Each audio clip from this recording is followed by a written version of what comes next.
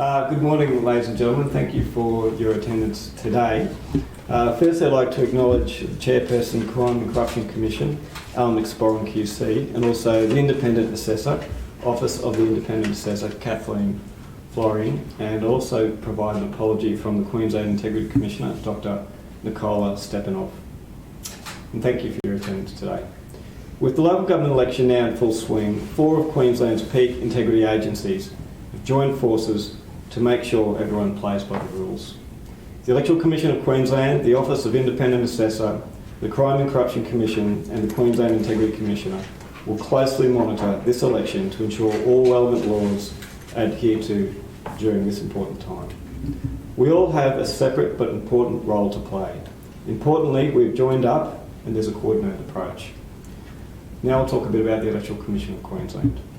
One of ECQ's key objectives is to deliver fair and transparent Queensland elections. This is the foundation of our democracy, and the ECQ takes this responsibility very seriously. The ECQ is managing 77 local government elections and 2 state government by-elections. There are 16 councils that have a full postal voting system, 3 councils are having both postal and attendance voting. Nominations closed yesterday at noon. We have 1,574 nominations for the 2020 local government elections across Queensland. There are 4 candidates for the state electorate of Currumbin and 4 candidates for the state electorate of Bundamba. The ballot draw begins today at 10 a.m. across Queensland. Nominating to run at any level of government is commendable. However, that comes with responsibilities. These include obeying electoral laws and behaving fairly and reasonably. It's a responsibility of each candidate to know their legal obligations and comply with the law. Some key obligations relevant to the ECQ are ensuring that candidates operate a dedicated bank account, they complete their mandatory training, they disclose relevant details of personal interest and that of their close associates on their nomination form, they disclose donations and electoral expenditure as required, they ensure all electoral materials are properly authorised and that the material does not mislead the public about the voting system. Their how to vote cards are approved and authorised. They do not publish false statements about the personal character or conduct of other candidates. The ECQ will monitor these requirements rigorously and we will take decisive action if breaches are detected, and we will work closely with our other integrity agencies. I'd now like to invite Alan to the lectern. Thanks, Pat, and thank you all for coming today. I think this is a rather important event, and it's particularly important that the integrity agencies are standing side by side as one to send what we think is a very important message for all nominated candidates for this election and those who are continuing.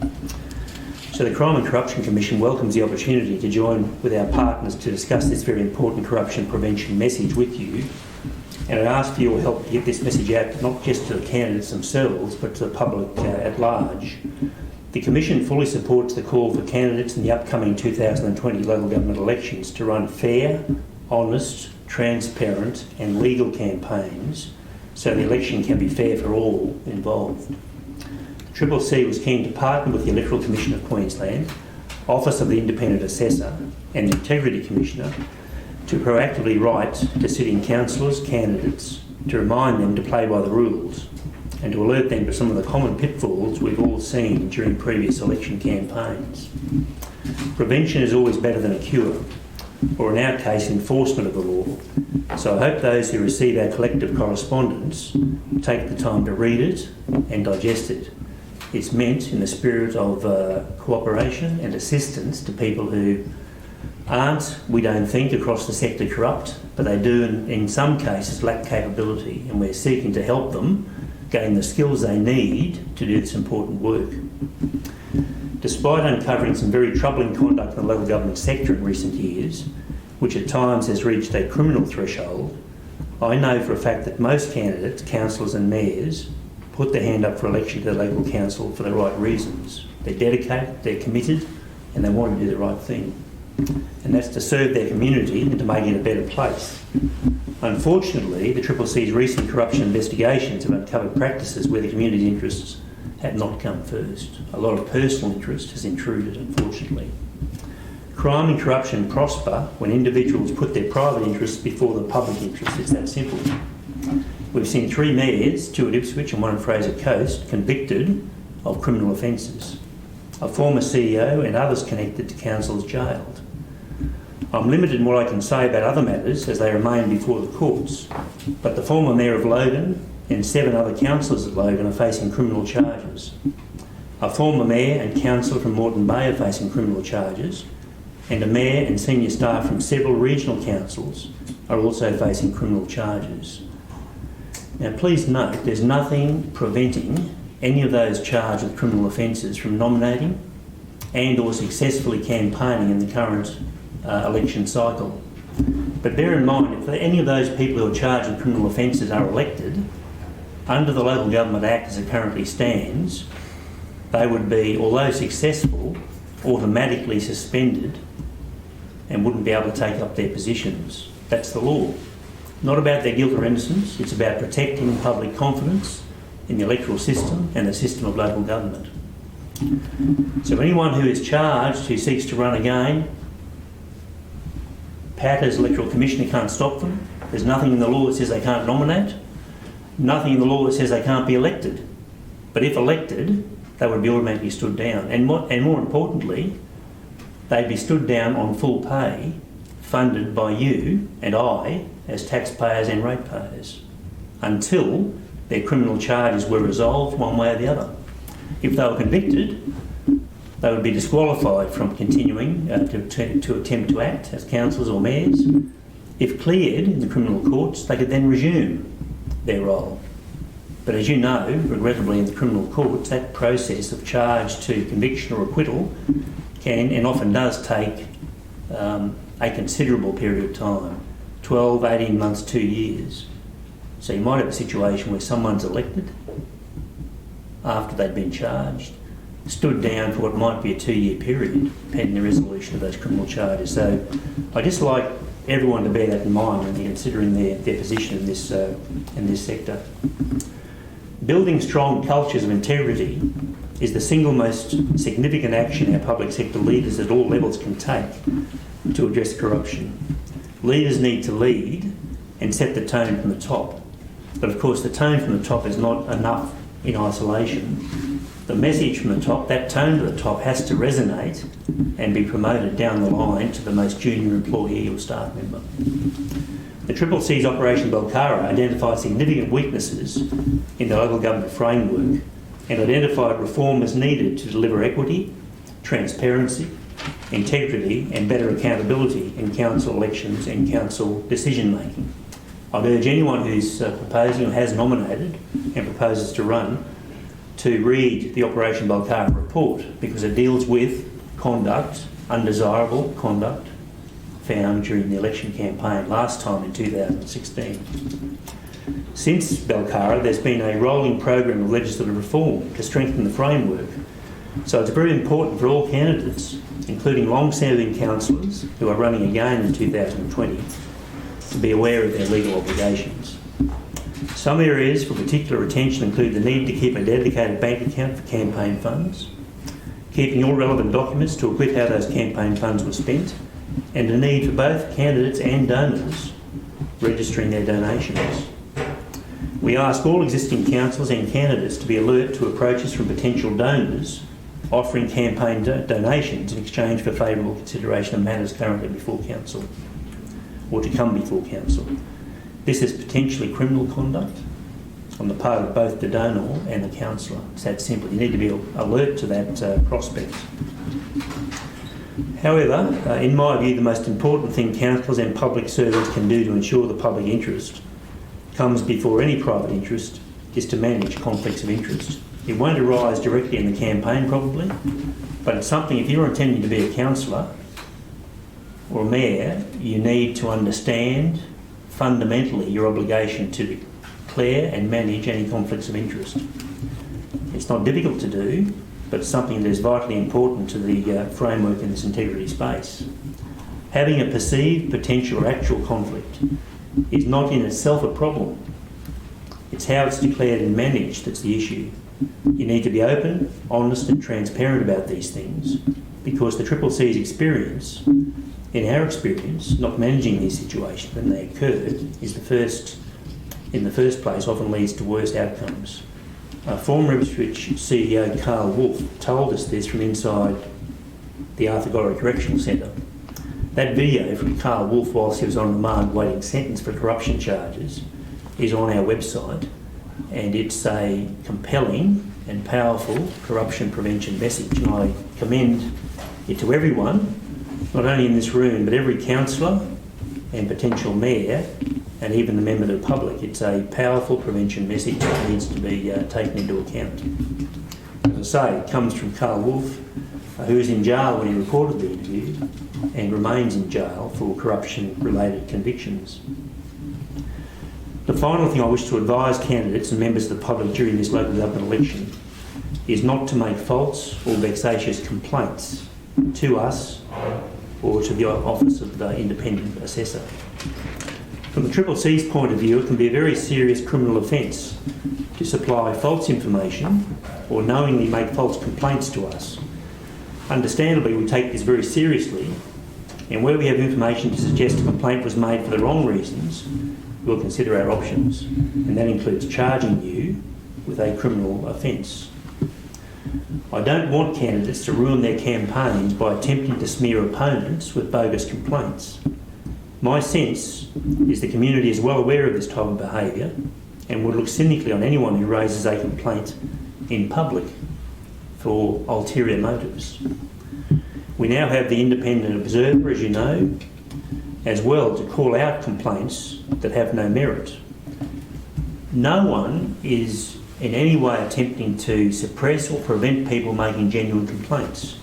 All we say is if you have a genuine complaint or concern, you should come to us and other relevant agencies, but do it confidentially. Let us do our job in assessing the material and, if necessary, investigating it. Bear in mind, if a complaint is made confidentially, we assess it as being without merit or lacking substance, and we decline to investigate, then there's no harm done, is there? There's no smear, there's no damage to someone's reputation unnecessarily. If there is substance in the complaint, well, we will act either by charging someone with a criminal offence or referring it to another agency to deal with for something less than criminal, but which may be serious misconduct. And then that just takes its ordinary course through the courts or through the tribunal from the Independent Assessor's Office. So that's the way these things should be dealt with. Anyone seeking to get political advantage in any way by making false complaints publicly to us or to Kathleen's organisation will be treated seriously by us if we can prove it's a false, deliberately false complaint. You're on notice. Everyone in this space is on notice about that. Finally, I ask you, the media, to really consider the motivations of a person alerting you to the fact they've made a complaint. It's unlikely an investigative agency will be in a position to finish an assessment or determination of any matter between now and the election. And that's often the desired position to place us in if you're making a false complaint for ulterior motives, as you know. It's clearly not a desirable position to have allegations aired publicly, reported on, but not determined before election day. So I join my colleagues, and I personally encourage all candidates to play by the rules and keep your campaigns above board so it's fair for all in 2020. Thank you. I'll hand over to Kathleen for the Office of Independent Assessor. The recent focus on integrity in local government extends to this election. That's why the four integrity agencies are joining together to do everything we can to make 2020 election fair for all. The OIA was established 15 months ago, and we've received more than 1,500 complaints about mayors and councillors over alleged misconduct and inappropriate conduct. Most of those complaints came from members of the public, which goes to show that the community not only expects high standards from its leaders, it demands them. The OIA welcomes genuine complaints. Poor conduct should be called out. But as the CCC chairperson has just said, there are often attempts to misuse complaint processes in the lead up to elections to score political points. Under Queensland law, complaints can be quickly dismissed if they're not made in good faith, and anyone who makes an improper or vexatious complaint to the OIA can be charged with a criminal offence, which attracts a maximum penalty of up to $11,000 in a fine. The OIA also has the power to investigate and to prosecute vexatious complainants, whether they're a councillor, a candidate, or a member of the public. One indicator of an improper complaint is those that are publicised in the lead up to the election and before there has been any opportunity for the matter to be investigated, let alone resolved. We have already seen some early attempts to publicise investigations and disciplinary matters. It is inappropriate to release information which suggests that a councillor is under investigation, and it is grossly inappropriate to do so in the lead up to an election.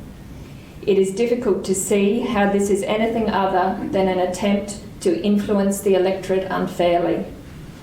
The OIA routinely asks all parties to keep complaints confidential until an investigation has been conducted and due process followed.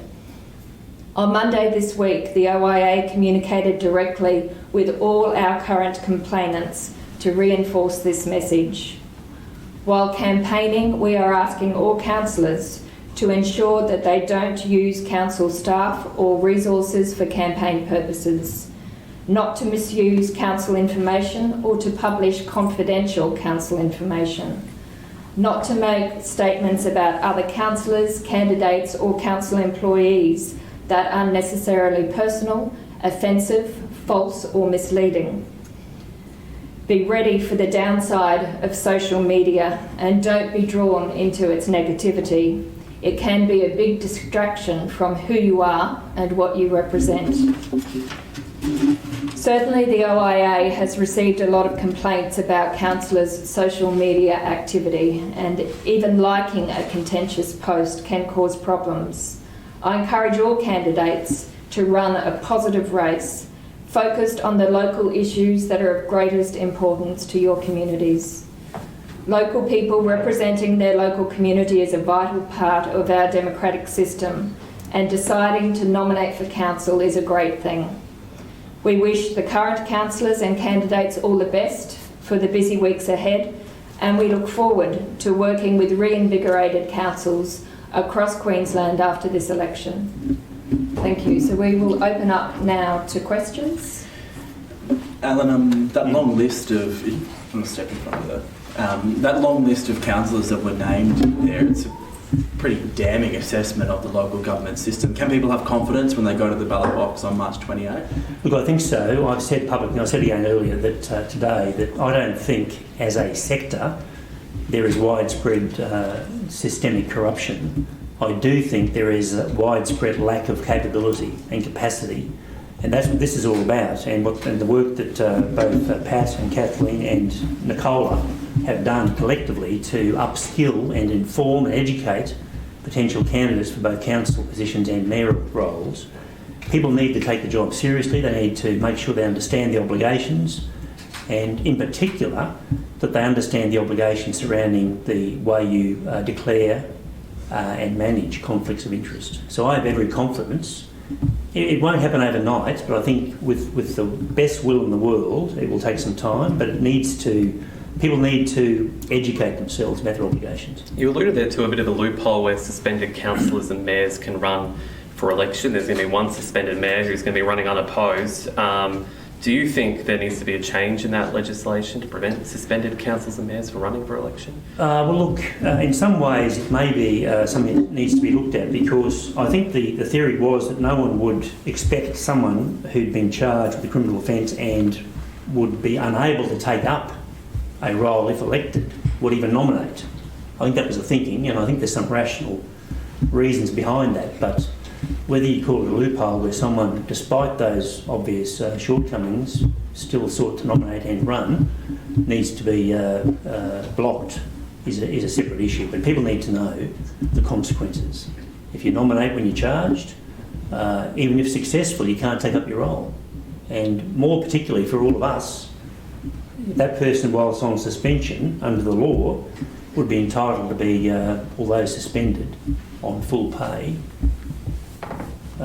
which is funded by you and I as ratepayers and taxpayers. Do you think that presumption of innocence, though, is still important in terms of allowing them to run for Well, office? I think the presumption of innocence is more important than allowing them to run as such. That's just a consequence. Presumption of innocence will carry through, and the law that has them under suspension is not about their guilt or innocence. As I said before, it's about protecting the system itself, the democratic process in these elections, and the public confidence in the system. So that someone who's charged might undermine, the fact they're charged might undermine public confidence in the system, and that's why they're sidelined, I think appropriately. Not about whether they're guilty or not, that'll be determined in due course by the courts. That's their role, but it's about confidence in the system.